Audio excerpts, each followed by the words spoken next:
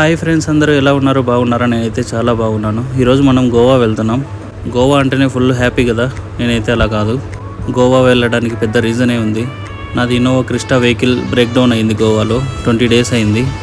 Vehicle hand over చేసుకోవడానికి గోవా వెళ్తున్నాను. హైదరాబాద్ నుంచి చాలామంది గోవా వెళ్ళాలనుకుంటారు. అందులో ది బెస్ట్ వే వచ్చేసి బస్సులో వెళ్ళటం అండి. ఫుల్ కంఫర్ట్ ఉంటుంది, పడుకొని హ్యాపీగా వెళ్ళొచ్చు. నైట్ దాదాపు 3 o'clock నుంచి మార్నింగ్ వరకు వర్షం పడుతూనే ఉంది. క్లైమేట్ అయితే సూపర్ ఉంది. పనాజీలో 1 o'clockకి బస్ దిగాం. ఇప్పుడు 2:30 అవుతుంది, ఇంకా క్యాబ్ రాలేదు. కలంగట్ శృతి రిసార్ట్ 3 days రూమ్ బుక్ చేశాను. వాళ్ళే క్యాబ్ పంపిస్తామని చెప్పారు. ఇదిగో వస్తుంది, అదిగో వస్తుంది అని చెప్పేసి ఇంతవరకు పంపించనే లేదు. ఇలా కాదని చెప్పేసి మేమే ఒక క్యాబ్ మాట్లాడుకొని వెళ్తున్నాం. 1000 rupees ఛార్జ్ చేశారు.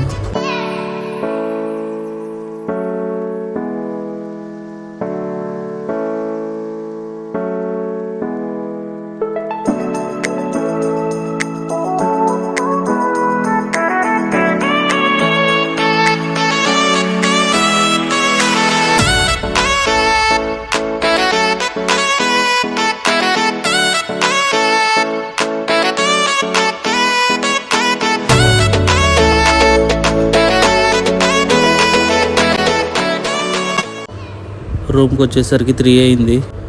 1 hour రెస్ట్ తీసుకొని ఫ్రెష్ అప్ అయి కిందికి వచ్చేసి బైక్ రెంట్కి తీసుకున్నాను అదే హోటల్లో.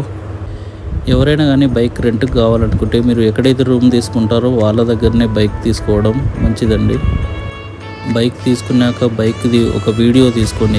ఎక్కడెక్కడ స్క్రాచెస్ ఉన్నాయి, ఎక్కడెక్కడ డ్యామేజ్ ఉంది, అదల్లా మీరు వీడియో తీసుకొని పెట్టుకుంటే మంచిదండి.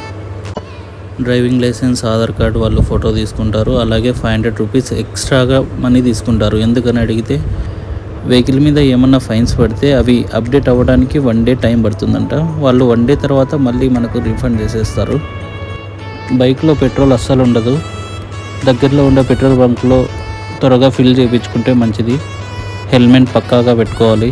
కలంగట్ నుంచి టొయోటా షోరూమ్కి 8 kilometers ఉంది. వచ్చేసాం టొయోటా షోరూమ్కి. వారం నుంచి కాల్ చేస్తున్నారు, బండి పెట్టడానికి కూడా ప్లేస్ లేదు, త్వరగా తీసుకెళ్ళాలి అది ఇది అని చెప్పి. ఇక్కడికి వచ్చి చూస్తే నిజమే అనిపిస్తుంది. ఎటు చూసినా బండ్లే.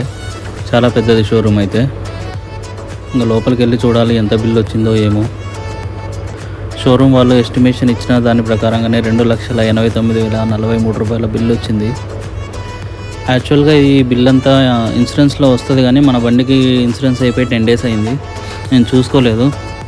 నేను చేసిన తప్పు ఇంకెవరు చేయకండి. ఇన్సూరెన్స్ ఖచ్చితంగా వెహికల్కి ఉంటేనే బెటర్ అండి. ఎప్పుడు ఏమవుతుందో తెలియదు. రోడ్ల మీద అక్కడ ఇక్కడ తిరుగుతుంటాం.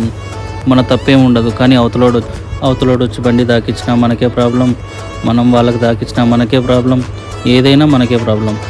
ఫైనల్గా పేమెంట్ చేసేసి ఇంకా బండి తీసుకొని త్వరగా అక్కడ నుంచి ఇంకా వచ్చేసాను. వెహికల్ రూమ్ దగ్గర పెట్టేసి కలంగట్ బీచ్కి వెళ్దాం. ఇప్పుడు మనం కలంగట్ బీచ్ దగ్గర ఉన్నాం.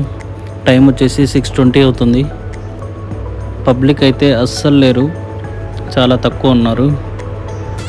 ఇక్కడ లెఫ్ట్ సైడ్లో, రైట్ సైడ్లో మొత్తం షాప్స్ ఉంటాయి. రెడ్ ఫ్లాగ్ ఉంది ఇక్కడ. జనాలు అయితే ఎవరు బీచ్లోకి దిగడం లేదు.